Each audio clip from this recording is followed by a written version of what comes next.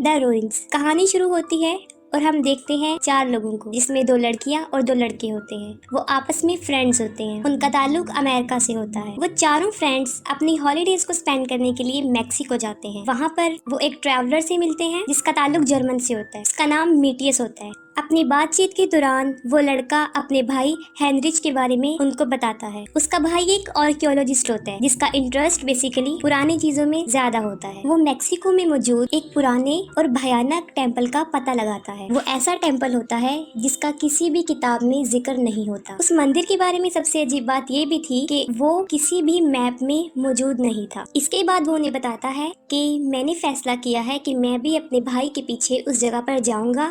अगर आप लोग भी मेरे साथ जाना चाहते हैं तो आप जा सकते हैं, क्योंकि वो लोग यहाँ पर अपनी छुट्टियाँ सेलिब्रेट करने आते हैं और उन्हें कुछ नया देखना था। इसलिए वो फैसला करते हैं कि हम भी मीटियस के साथ जाएंगे। वो डिसाइड करते हैं कि हम कल सुबह वहाँ पर जाएंगे। उससे पिछली रात वो अपने होटल में ही गुजारते हैं। वो खतरनाक मंदिर जंगल के बिल्कुल बीच में था। वो मंदिर काफी दूर था। आधा रास्ता गाड़ी पर और आधा पैदल सफर करने का था। जिस गाड़ी को वो सिलेक्ट करते हैं उस जगह पर जाने के लिए, उसका ड्राइवर उनको समझाता है कि आप लोग वहाँ पर मत जाएं, वो काफी खतरनाक जगह है जो कि ठीक नहीं है।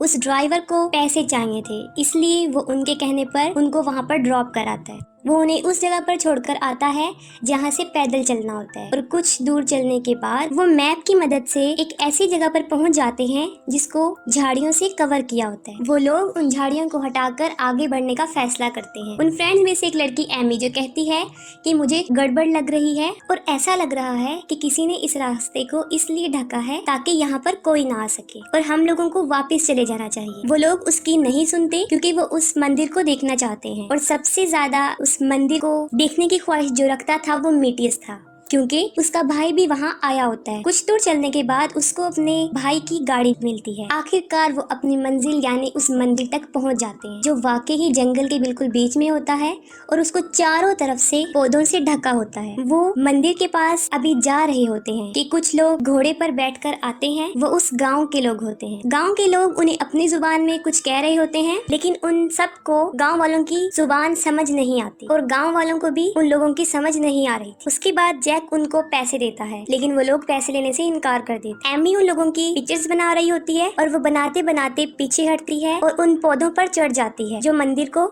ढके हुए थे। जैसे ही गांव वाले देखते हैं कि एमी के पाँव उन पौधों के ऊपर हैं, वो गुस्से में आ जाते हैं और सब लोग अपने हथियार निकाल लेते हैं। दिमित्री ये सोचता है कि वो लोग गुस्से में इसलिए आए हैं क्योंकि एमी ने उनकी तस्वीर बनाई। वो फौरन एमी से कैमरा लेता है और गांव वालों को देता है। जैसे ही वो गांव वालों की तरफ बढ़ता है, वो लोग एक तीर छोड़ते हैं जो उसके सीने में लगता है और आर पार हो जाता है। फिर वो उसके सर पर गोली मारते हैं और उसके सर को उड़ा देते हैं। ये देखकर उसके दोस्त काफी डर जाते हैं और चिल्लाने लगते हैं। इसके बाद गांव वाले उन लोगों पर बंदूकें तान देते हैं और उन्हें कहते हैं कि तुम लोग मंदिर पर चढ़ जाओ। वो लोग काफी डरे होते हैं और फौरन मंदिर पर चढ़ जाते हैं और हालात पर कंट्रोल हासिल करने की कोशिश करते। वो फौरन अपना मोबाइल फोन निकालते हैं और देखते हैं कि इस पर सिग्नल नहीं आ रहे हैं और उनके पास भागने का भी कोई रास्ता नहीं है, क्योंकि उनके मंदिर पर चढ़ते ही गाँव वाले चारों तरफ से मंदिर को घेर लेते हैं। उनके ख्याल में गाँव वाले जालिम लोग हैं, क्योंकि वो दिमित्री को बिला वजह मार देते हैं और उन लोगों को मंदिर पर चढ़ा देते हैं। वो लोग काफी मुश्किल में होते हैं क्योंकि ना कोई उनकी मदद को आ सकता है और ना ही वो मंदिर किसी मैप में होता है। मंदिर के ऊपर वो देखते हैं जहाँ पर हेनरिच का टेंट और उसका कुछ सामान होता है, लेकिन ना वो वहाँ पर होता है और ना ही उसकी फ्रेंड। उसके अलावा वहाँ पर मंदिर के अंदर जाने का रास्ता भी था जो बिल्कुल कुएं की तरह नजर आता था। उसके अंदर रस्सी लटकी होती थी। वो लोग खड़े होते हैं कि अचानक उन्हें फोन की घंटी की आवाज आती है, जो कि काफी अजीब चीज थी कि वहाँ पर सिग्नल नहीं थे और फिर टेम्पल के इतने गहराई में सिग्नल आना तो नामुमकिन है। वो सोचते हैं कि शायद ये हमारी उम्मीद की कोई किरण जो हमारी मदद कर सकती है। मीटियस ये सोचता है कि शायद उसके भाई का मोबाइल है, इसलिए वो मंदिर के नीचे जाने का फैसला करता है और जल्दी से खुद को रस्सी से बांध लेता है और नीचे उतरने की कोशिश करता है। एरिक और जैक दोनों दोस्त रोलर को कंट्रोल करते हैं, जो कि उस रस्सी की मदद से उसे नीचे जाने में मदद करते। वो दोनों रोलर को घुमाना शुरू करते हैं और रस्सी को चेक भी नहीं करते। रस्सी कमजोर होती है और कुछ दूर जाने के बाद वो टूट जाती। मीटियस काफी बुलंदी से नीचे की तरफ गिर जाता है। इतनी ऊंचाई से गिरने की वजह से उसकी कमर की हड्डियां टूट जाती। हड्डियां टूटने की वजह से वो पैरालाइज हो जाता है। अपने दोस्तों के साथ हुआ जाने वाला ये दूसरा वाकया देखकर वो लोग मजीद डर जाते। उसके बाद वो फैसला करते हैं कि दोनों लड़कियों में में से एक लड़की मंदिर के अंदर नीचे जाएगी, क्योंकि लड़कियां इतनी मजबूत नहीं हैं जो उस रोलर को संभाल सके। उनमें से स्टेसी जो नीचे जाना तो नहीं चाहती, लेकिन फिर भी वो जाने के लिए राजी हो जाती और रस्सी से उसको बांधते हैं ताकि वो नीचे जा सके। क्योंकि कुछ रस्सी उनके पास पहले टूट चुकी होती है, इसलिए वो रस्सी भी उनके पास थोड़ी होती है। और जैसे ही थोड़ा सा रास्ता रह जाता है, क्योंकि ऊंचाई ज्यादा नहीं होती, तो स्टेसी फौरन वहाँ से कूद जाती है, जिससे उसका घुटना काफी जख्मी हो जाता है। नीचे पहुँचते ही वो देखती है कि काफी अंधेरा है। उसके बाद वो मेटियस को चेक करती है कि उसकी हड्डियाँ टूट चुकी हैं। वो फौरन जैक को बताती है कि जैक मेडिकल स्टूडेंट होता, क्योंकि वो मेडिकल के बारे में थोड़ा बहुत जानता था। वो फैसला करता है कि हम एक स्ट्रेचर बनाएंगे। आसपास देखता है और वहाँ पर जितनी भी चीजें मौजूद होती हैं उनसे स्ट्रेचर बनाता है। स्ट्रेचर बनाने के बाद वो एमी को भी स्ट्रेचर की मदद से नीचे भेजते हैं ताकि वो दोनों लड़कियां मिलकर मेटियस को ऊपर ला सके। इसके बाद वो दोनों लड़कियां मेटियस को स्ट्रेचर पर डालने की कोशिश करती हैं और जैसे ही वो उसको स्ट्रेचर पर डाल रही होती हैं, मेटियस की कमर मुड़ जाती है, जो कि काफी तकलीफ दे होता है। वो मेटियस को ऊपर लाने में कामयाब तो हो जाती हैं, लेकिन मेटियस की हालत काफी खराब होती, क्योंकि उसको ब्लीडिंग बहुत ज्यादा हो रही थी और उन लोगों के पास कोई मेडिसिन भी नहीं थी जिससे वो उसका इलाज कर सके। ये देखकर एमी से रहा नहीं जाता और वो फौरन नीचे जाने का फैसला करती है ताकि वो गांव वालों को बता सके कि उनका एक साथी शदीद जख्मी है और उन्हें मदद की जरूरत है। उसके जाते ही जैक भी उसके पीछे चला जाता है। वो नीचे पहुंचकर गांव वालों को समझाने की कोशिश करती है, लेकिन कोई भी उसकी बात नहीं सुनता। तब एमी शदीद गुस्से में आ जाती है। वो फौरन मंदिर के ऊपर से पौधों को उखाड़कर गांव वालों की तरफ फेंकती है और वो पौधा वहां पर खड़े एक गांव के बच्चे पर जाकर लगता है। ये मंजर देखकर गांव वाले शोर मचाना शुरू कर देते हैं और उस बच्चे से काफी पीछे पीछे हट जाते हैं। बच्चा बहुत डरा होता है और गांव वाले उस बच्चे को कहते हैं कि तुम भी मंदिर पर चढ़ जाओ। बच्चा रो रहा होता है, लेकिन वो मंदिर पर नहीं चढ़ता, जिसको देखकर गांव के बड़े लोग उस बच्चे को उसकी माँ के सामने ही मार डालते हैं। ये देखकर एमी और जैक और भी डर जाते हैं, क्योंकि उन्हें मदद की उम्मीद खत्म हो चुकी होती है, इसलिए वो दोबारा मंदिर की तरफ चढ़ जाते हैं। जैक को फिर समझ आने लगती है कि शायद मंदिर पर लगे उन पौधों में ही कुछ है। उसे फिर याद आता है कि जब एमी पहली बार उन पौधों पे चढ़ी थी, वो काफी गुस्से में आ गए थे। उसके बाद उन्होंने दिमित्री को मार दिया और अब उस बच्चे का भी वही हाल किया। फिर वो सोचता है कि उन पौधों को तो उन सब ने छुआ है। अगर हकीकत में यही बात है तो वो लोग भी उन गाँव वालों से बच नहीं पाएंगे। बस उसी रात से उन लोगों के साथ काफी भयानक चीजें होना शुरू हो जाती। रात गुजर जाती है। वो लोग सुबह को जब उठते हैं तो स्टेसी देखती है कि उन्हीं पौधों ने उसके पाँव को बुरी तरह से अपनी जकड़ में जकड़ा हुआ है और उसकी जड़ें उसके जख्मों के अंदर फंसी हुई। वो जड़ें काफी अंदर तक गई हुई थी। जैक उन सबको निकालता है। इसके साथ ही मेटियस, जो कि एमी को कहता है कि मेरे पाँव से चादर हटा दो, मुझे ऐसा महसूस होता है कि वहाँ कुछ है। और जैसे ही एमी वो चादर हटाती है, वो डर कर चिल्लाना शुरू कर देती है, क्योंकि वही पौधे उसके पाँव से भी जकड़े हुए थे और उसका सारा मांस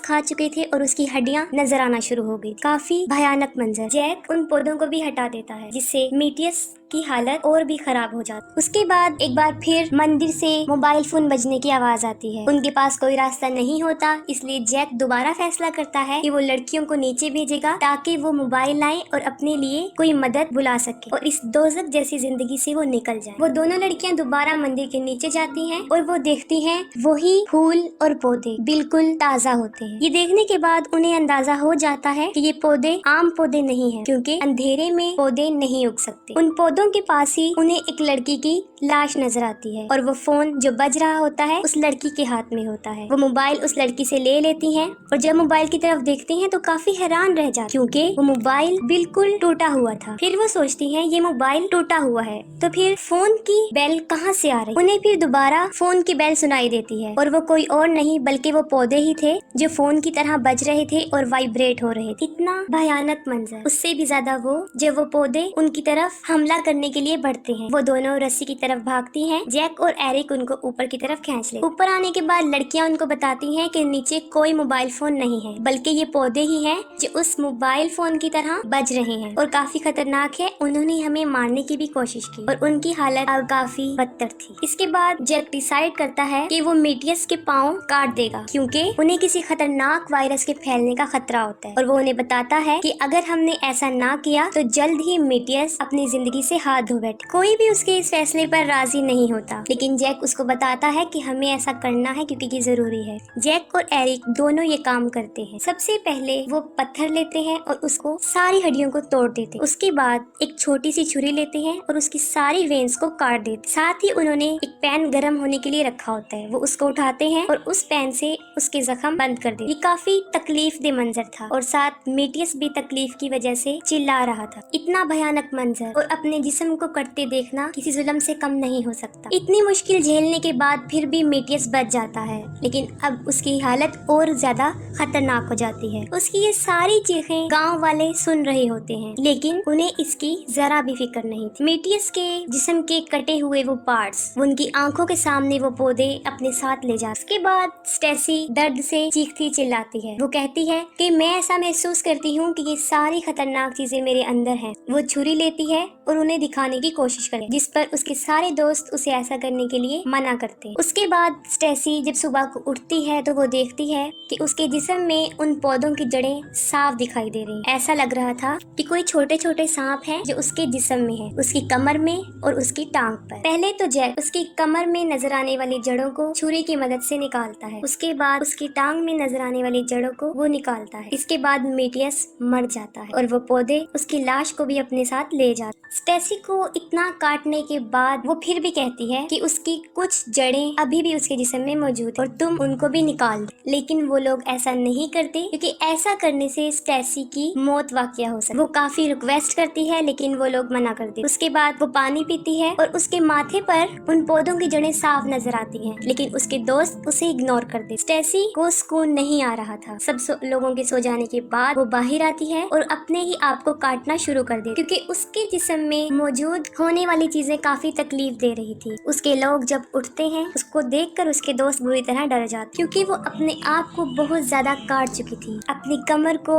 अपने माथे को, अपनी टांगों को। उसका काफी खून भी बह चुका था। वो ऐसा इसलिए कर रही थी क्योंकि सारी छोटी छोटी जड़ें उसके अंदर मौजूद। ऐसा करता देखकर उसके दोस्त उसे रोकने की कोशिश करते और आगे बढ़ते, जिसके बदले में वो जैक को जख्मी कर देती और सडनली अपने बेस्ट फ्रेंड एरिक के सीने में चाकू मार देती है, जिससे वो मर जाता है। ये देखकर स्टेसी अपने काबू में नहीं रहती। वो अपने दोस्तों को रो रो कर कहती है कि वो मुझे मार डालें। ना चाहते हुए भी जैक उसको मार दे। उस मंदिर की हकीकत ये थी कि उस मंदिर में बरसों पहले से एक शैतान रहता था और वो शैतान उस मंदिर पर जिंदा था, उन पौधों के अंदर।